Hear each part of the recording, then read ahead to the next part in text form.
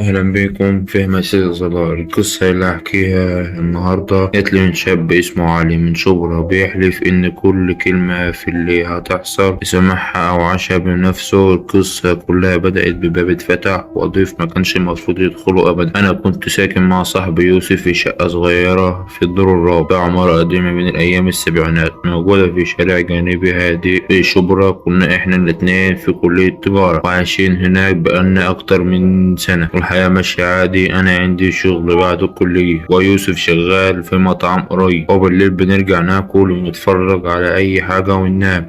في يوم الجو كان برد جدا والساعة كانت حوالي 11 بالليل، كنا بنتفرج على ماتش كورة ولقينا حد بيخبط على الباب. يوسف بص ليا باستغراب وقال هو مين اللي هيجي دلوقتي؟ قمت بفتح الباب لقيته راجل واقف طويل جسمه طين، ملامحه مش واضحة عشان الإضاءة ضعيفة، لكن كان صوته مميز خشن وغريب. وقال أنا ضايع والدنيا برد ومفيش مواصلات، ممكن قاعد عندكم ساعة بس؟ كنت خلاص هقوله مع السلامة، بس يوسف قال سيبه يدخل، شكله غلبان. دخل وقعد على الكرسي اللي جنب الباب وما نطقش ولا كلمة تاني، قعد ساكت خالص حتى ما بصش علينا. احنا كملنا الفرجة، بس بعد شوية حسيت بحاجة غريبة. الجو فجأة بقى تقيل، كان في ضباب جوه الشقة. وبصيت على الراجل لقيت وشه لسه مش باين، كأن في حاجة بتحجب ملامحه. سألته اسمك ايه؟ مردش بس سمعته بيهمهم صوت همهمة غريبة. كانت في ناس كتيرة بتتكلم في نفس الوقت، أصوات داخلة في بعضها. يوسف راح يجيب مية وساعتها حصلت حاجة غريبة، الراجل اختفى حرفيا مش من غير أي صوت، لا باب اتفتح لا ولا خطوات ولا حتى صوت نفس. بصيت على الكرسي فاضي ويوسف رجع بالكوباية وقال هو راح فين؟ قلت له ما اعرفش، ما شفتوش وهو بيقوم.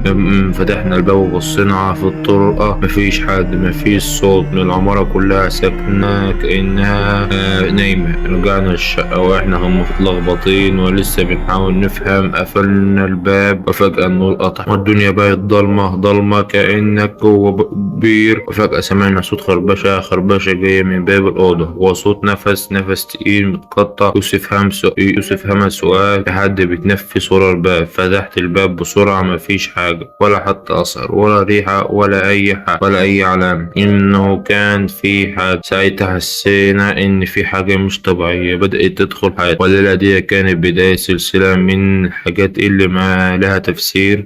تاني يوم بيوسف صحى مفزوع وقال لي إنه حلم إنه نايم، والراجل اللي جه امبارح وقف فوق دماغه ووشه ما فيهوش ملامح، بس بيقرب منه وبيقول رجعني المكان اللي كنت فيه. المشكلة إن أنا حلمت بنفس الحلم وبنفس التفاصيل بنفس الصوت، ومن وقتها بقى في حاجة غلط في الشقة. كل يوم الكرسي اللي قاعد عليه الراجل ده بيتنقل لوحده، نلاقيه في المطبخ أو قدام الحمام، رغم إننا دايما بنرجعه مكانه، والشباك بيتفتح لوحده مع إننا بنقفله قبل ما ننام، والمراية كانت بتتعتم كأن في دخان بيغطيها. حسينا إن الشقة مش بتاعتنا لوحدنا. كنا نسجل صوت في الصالة طول الليل ونشوف، حطينا الموبايل على التسجيل. وتاني يوم سمعنا غربشة، وبعدها صوت بنت صغيرة بتضحك ضحك خفيف بس مرعب، وبعدها صوت الراجل بيقول رجعني، نفس الكلمة نفس النبرة كأن التسجيل بيعيد الحلم. قررنا نروح لشيخ الجامع القريب مننا، حكينا له ايه اللي حصل. قال لنا بهدوء اللي دخل شقتكم مش بني آدم، دي كان غالبا كان محبوس في مكان،